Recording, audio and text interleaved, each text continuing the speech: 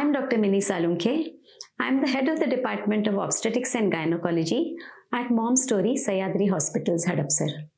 A frequently asked questions by the patient when they come to the OPD is, Madam, how many scans will be there? कितने scans होंगे? ये scans से baby को कुछ effect होता है क्या? Are these scans harmful in pregnancy?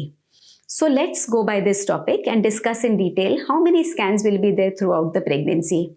Usually on an average, 4 to 5 scans are there. Scans means sonographies are there in pregnancy, right from the beginning of pregnancy to the end of pregnancy. Let me reassure you that the scans, frequent scanning of the baby, that is frequent sonographies of the baby, are not harmful to the fetus, as there are no after effects or there are no effects like the X-rays or the CT scans. So the radiation aspect is really clear. So even if we have to do many scans in cases of fetal growth restriction, because of the high risk pregnancies, please don't worry about that. Each and every scan shows us something different. When the patient comes to us, जब वो patient conceive होती है, तो usually the first scan is done between 6 to 7 weeks of pregnancy or maybe between 6 to 8 weeks. इस scan को dating scan कहते हैं. इस स्कैन में क्या होता है कि हमको फीटल पोल, योक सैक दिखता है, बेबी का फॉर्मेशन दिखता है और हार्ट बीट कंफर्म होती है. तो this is the first scan. इस स्कैन के हिसाब से ही आपका एक्सपेक्टेड डेट ऑफ डिलीवरी होती है. इसमें एक्सपेक्टेड डेट ऑफ डिलीवरी आपको दी जाती है from your previous periods and from the scan date. इसमें कभी कभी ऐसा होता है कि जब पेशेंट का पीरियड्स का डेट फिक्स नहीं रहता है या पेशेंट को अगर रेगुलर पीरियड्स नहीं आते हैं, तो this dating scan is very important to establish the expected date of delivery. Now the next 2 or 3 scans are very important for congenital abnormalities. Congenital abnormalities यानी क्या कि बेबी में कुछ मेंटल या फिजिकल कुछ नुक्स है क्या, कुछ प्रॉब्लम है क्या, जिसके वजह से हमको ये प्रेगनेंसी आगे नहीं ले जा सकते हैं. तो the first anomaly scan is the 11 to 13 week scan. इस स्कैन को हम न्यूकल ट्रांसल्यूसेंसी स्कैन या एनटी स्कैन बोलते हैं, जो डाउन सिंड्रोम के लिए रहता है. Down syndrome is nothing but to detect genetic abnormalities in the baby. With the scan, we detect some soft markers in the fetus. Neck thickness देखते हैं, nasal bone देखा जाता है, कितने weeks है देखा जाता है. इसमें this is a very very important scan as I told you, because इसमें first abnormality हम detect कर सकते हैं. इसके बाद जो स्कैन होता है वो usually 18 to 20 weeks या 19 weeks का स्कैन रहता है. This is also called TIFFA scan या एनोमली स्कैन. इसमें बेबी के सारे ऑर्गन्स डेवलप होते हैं.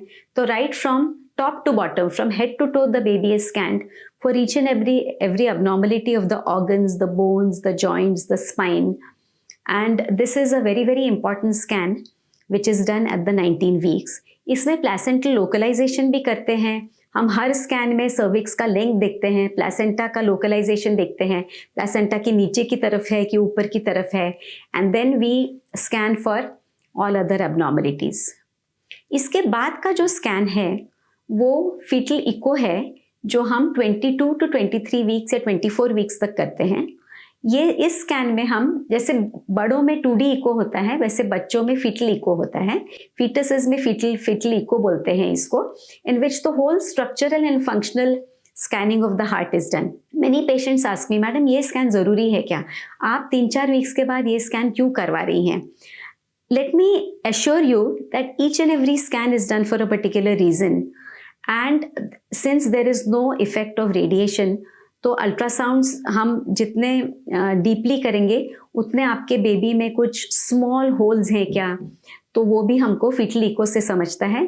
उसमें भी हमको कुछ मार्कर्स समझते हैं जिसके वजह से हमको बहुत ज़्यादा हार्ट के बारे में पता लगता है.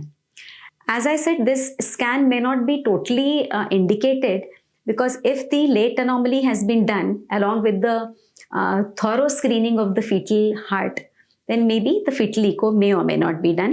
But as per my experience, I would definitely suggest the patients to go in for this. After that, the scans which are done after the fetal echo, that is 23-24 weeks के बाद, जैसे हम OPD में तो आपको examine करते ही हैं, लेकिन every 6 to 8 weeks हम growth and Doppler scans करते हैं.